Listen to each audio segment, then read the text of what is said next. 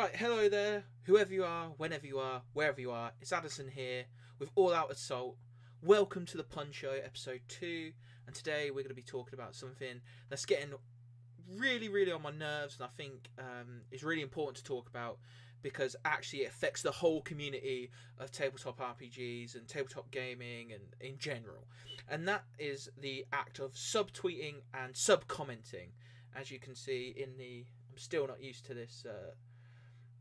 as you can see in the thing there, and something called the Thrice Poisoned Well Analogy, which is something that I learned about when I was a kid because I was a dweeb, and I think that this actually feeds in quite well to the Thrice Poisoned Well Analogy. And I've even got an example of when somebody's done it to me. I'm not going to be that guy. I'm going to call them out and say, but I'm not going to explain the story. If you want me to explain the story at another point, that's another video, and we'll do another all-out assault on that. But right now, I want to talk about this. Subtweeting and subcommenting. So subtweeting and subcommenting is a thing that has arisen through internet personalities and Twitter. That's why it's mainly known as subtweeting, but you can subcomment as well. And basically what it is, it's the snarky comment of the internet. It's the sarcastic, like, you know what I'm talking about, you know I'm talking about you, sort of got your moment. Where you basically mention something, reference someone without directly referencing them and directly calling them out, which is petty shit in general, and I think it shouldn't be done. But in tabletop RPG and stuff, I think it's also extra damaging, and I'm going to talk about why that is in a minute. But when we talk about subcommenting and subtweeting, usually it's been reserved for things like Twitch drama, YouTube drama, people taking shots at each other. But quite recently, in the tabletop RPG space, it's been things like companies and small publishers and stuff like that, and people going after people just because they don't agree with something that they say. And you know what? I don't know if this is how we're just brought up in Britain or something like that. I know in Britain this is changing. But you know what? If you're going to have something out, have it out. Like, don't be a bitch about it and hide behind your screen or something. Have it out with them, talk to them. And I think that's really important. So here's why I think that. Because what you're actually doing is, yeah, you're pointing out that person and stuff like that, but you're also making everybody look bad, and you don't know that yet. So this is where the Thrice Poisoned Well analogy comes in, okay? So when I was a kid, I used to play a game called Dynasty Warriors. It was like a hack and slash game based on like the Three Kingdom eras of China, and I used to play Samurai Warriors as well. I was very fascinated with like medieval warfare, sword fighting, knights, mounted combat. I was really interested in that. So I used to, being a complete nerd, read like strategy books from people around that time, people like Zhuge Liang, Sima Yi. I don't know if this was from that, like research and stuff that I did, but there was this story about a lord who's got a problem with a spy. This spy keeps leaking everything, and he's in this village in the mountains, I think, and he has to get rid of this spy, otherwise it's going to completely wipe everything out and wipe him out because he's losing the war because of this one spy. And he keeps going to this village, and he keeps going, and nobody will hand him over. Nobody knows who it is, apparently. So he goes to his strategist one day, and he goes, right, here's what we're going to do. I want you to do this for me. I want you to poison the well. It's the only well in this area. It's the only place that he can get water from. So therefore, we're going to poison this well and hopefully get rid of them. And the strategist thinks for a moment, and he goes, you don't want to do that. And he's like, why should I not do that? And he goes, well, it's a clever plan, okay, poisoning the well, especially as it's the only water source nearby. It will do you well, but I assume that you want this to be a guaranteed kill. And the Lord says yes. So the poison needs to be uncurable, the strategist replies, and the Lord goes, well, yeah, of course I want it to be like that. I want this man dead. And so the strategist then goes, but what about everybody else? And the Lord's like, well, if we win the war, then surely that's enough. Like, we've done everything we can. one village's sacrifice might save our country. And then the strategist goes, so you've poisoned the well twice already. Once to get the spy, and once to get the people. But even though they're just collateral damage. And the Lord is like, no, I've only poisoned it once. And he goes, no, actually you've poisoned it 3 times, the strategist says, because you poison it once to get the spy, once to get the people around, because you can't cure the poison, but you've poisoned their only water source. And it might take time, but eventually that village will die out. But 3, you've also poisoned the minds of everybody else around when they find out that's what happened. When they find out that you've gone to such lengths to get rid of one person, or villainize one person, and you've sacrificed so many people and made so many other people look bad, the people who survived and the people who know will turn on you. And therefore comes the Thrice Poisoned Well Analogy. I can't remember who said it, or if I made this up and I've conflated it, or put multiple stories together. But I think it's really important when you think about the tabletop RPG community and all this subtweeting stuff, that actually the tabletop RPG community, even though it's had a massive blow up with 5e, critical role, high rollers and all that stuff, is still a tiny well. And every subtweet you make, every time you go for someone online, all you're doing is poisoning that well. Because, yeah, you're going to get someone who you don't like. And there are places where it's kind of acceptable, like DM horror stories or RPG horror stories, where those incidents are years removed or commonplace or exaggerated. But when you're proper going for someone via subtweeting, and you're not making it obvious who they are, and you're not letting them speak, and you're using all this negative rhetoric, what you're actually doing is you're making that out to be the whole community, because you're not pointing that person out. Everybody has the potential to be like that because of what you've said. So that's the second part. You've got your person, but now everybody is also tarred with the same brush. Okay? And everybody is like that now because you've said it. And then actually the third poisoning, that idea of the people turning against the Lord and turning against like the country because they've been sacrificed, that's people on the outside looking in. That's when you look into the tabletop RPG community, whether you want to get into tabletop RPGs or you want to talk about tabletop RPGs with a certain community like on Facebook or Reddit or something, and all they see is people taking shots at one another saying this DM shit because they do this, and this person did this to me and they're bad and they're backstabbers and everything. And we're going to get to my example in the thing in a minute, and talk about this analogy as well. You're going to just turn everybody off, that person, the community in general, and yourself eventually. But if you were to be there and go, right, this person did this to me, and then tag them in it, and then they have the opportunity to talk about it and hopefully come to an impasse, or you both turn around and go, you know what, this sucks, we don't like each other, we walk away, then they will see it's just a problem between the two of you. Whereas you putting it out there and putting everybody on blast because you feel like you're in the right, when, spoiler alert, 9 out of 10 times they're in the wrong, you're just going to look stupid, and you're going to make everybody else look stupid and turn everybody else against you, okay? So we need to stop this, because at the moment what's happening is everybody's seeing this and seeing us take swipes at each other on Twitter and Facebook and Reddit, and everybody's just like, well, the D&D community, the critter community, this community are toxic. And it's not true. It is not true of a majority of people. But because you've got a fucking loud mouth and you just want to shout off, you're making us all look bad.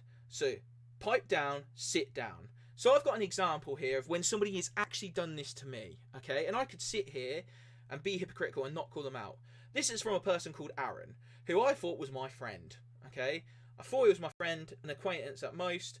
And there's history. I used to play in his game. There was an issue when the players I took over for like a 2-week stint, and the players decided to stay in my game, and he stopped coming to our club. He stopped coming. He's going to say that he was turfed out, yada yada, TLDR. he thinks he was done wrong. He wasn't. And I could sit here and go, you know what, Aaron, you're lying, rah, rah, rah. But I'm not going to do that. Actually, what I'm going to do is I'm going to say, right, if you want to have it out, what's in here, or any of the other stuff that I've seen you do for the last year and a half, because you think I can't see, but I can, you can message me. You can respond on your own YouTube channel. You can do what you want. But if you want to have it out, we can have it out. At the risk of sounding a bit Jeremy Kyle, right, we can have it out. However, I'm not going to do that now. I'm going to apply this Thrice Poisoned Well analogy to this subtweet, because it is important, right, that you know how this works. And using a personal example to me, hopefully you can see that I'm not being hypocritical. So Aaron, if you want to have it out, what's in here, what you say about me, that I'm a crit roll fanboy, whatever, you can have it out. But I don't really care. I'm more thing about the fact that you, people like you, are going to have a massive negative impact on everybody else because you didn't get your way and you're throwing your toys out of the pram. So let's have it out then. So what this basically is Aaron is replying to something about leaving this D&D, either losing a group or having to leave a group because of something. And in his reply, he mentions, I got turfed out of my club because one of my players decided to start DMing standard fare. We have periods of 8 weeks for long-term campaigns and then 2 weeks for short-term one-shots. This is true, but he wasn't turfed out. Okay. Player runs a 2-week period so I can prep for the next 8-week stint. Yeah, I did. And because I was the only one with other DM experience, and we were all like, oh, what are we going to do? Because he wants to take some time off, but he doesn't want to play. And then after the first week, everybody's like, oh, this is sick. Maybe we should do this after the 2 weeks. Okay. So little did I know, 2 weeks are up, and it turns out the short-term DM decides that he's going to carry on his campaign, keeping the players from my campaign and himself, leaving myself and 2 other players in the dirt on the day that we are supposed to be playing. Haven't gone back since, and I have no regrets. When a club like that is okay with these backstabbing tactics, it's not a club worth going to.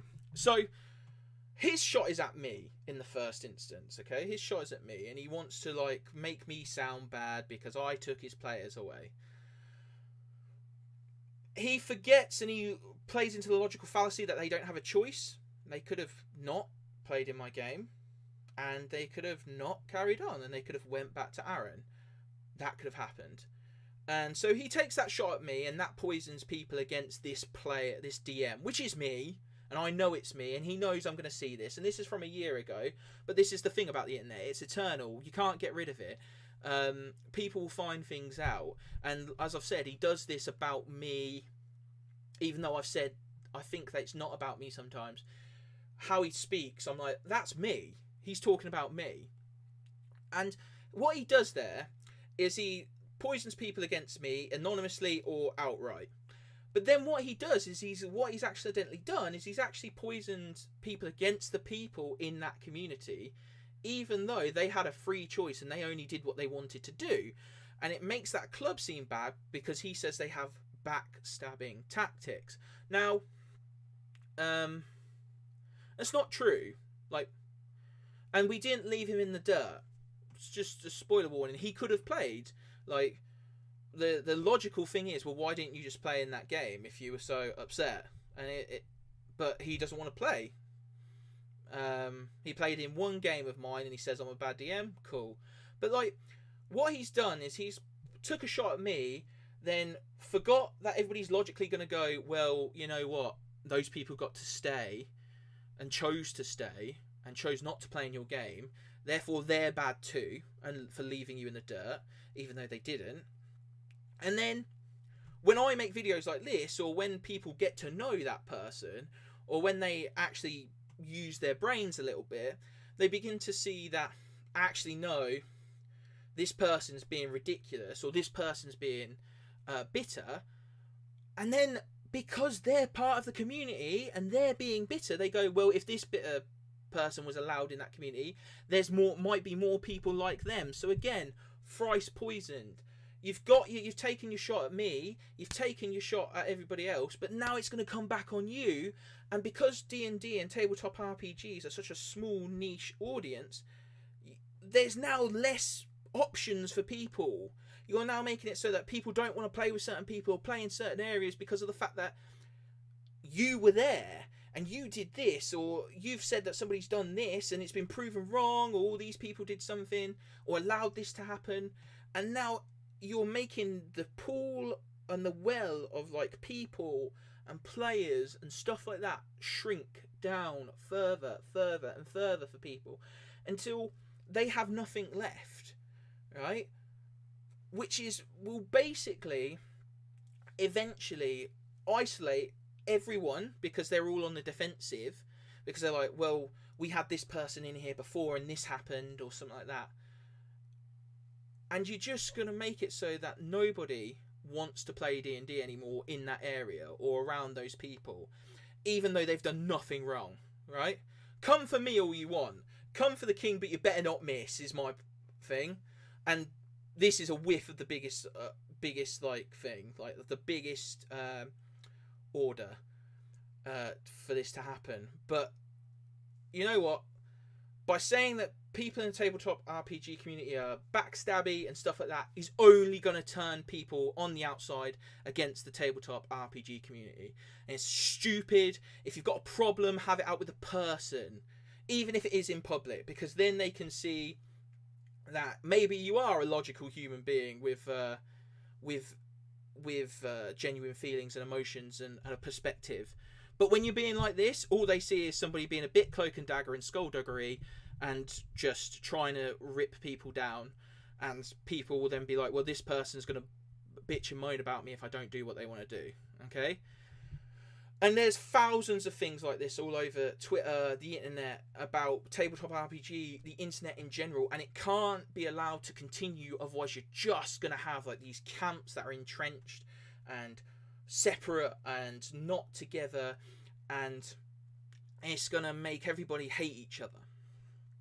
And this is why we now have these massive, radical, polarizing opinions, which is probably another time for another video of All Out Addsult. Actually, this idea of like internet access to people and what creators and what you're entitled to from people in general.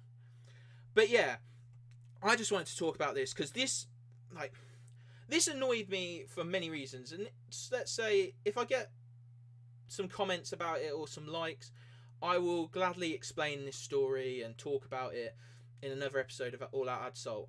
But this is about the premise. Aaron, if you want to have it out, we'll have it out. Like, that's up to you. Like, I'm not a hypocrite. I'm not going to sit here and make a video about you and not say your name.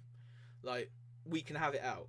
But if you're going to go around doing this, do not be surprised when you're also turfed out of everywhere because of the fact that you poisoned the well and you made it so that nobody can trust you and that you've damaged the reputation of this group of people so badly that they want nothing to do with you anymore. So that's episode 2 of All Out Addsult, the pun show, where we go on an all-out offensive against the things that annoy us on the internet and add salt to the wounds of those people who are guilty of committing those, I'm not going to say crimes, but those actions and those, and buy into those fallacies and stuff. So if you want to see more of these, subscribe, like, comment, and if you want to talk about it, then my comments are open, because you know what? Actually, I'm not going to stay mad about it. This one's even personal. I'm not going to be mad about it. But I do want to talk. I want to discuss. And if you can change my mind, I love it. I think it's great. But until then, see you later. Peace. Wherever you are, whoever you are, wherever you are. Make sure you're safe. Make sure you're happy. And make sure that 2021 is the year you kick ass.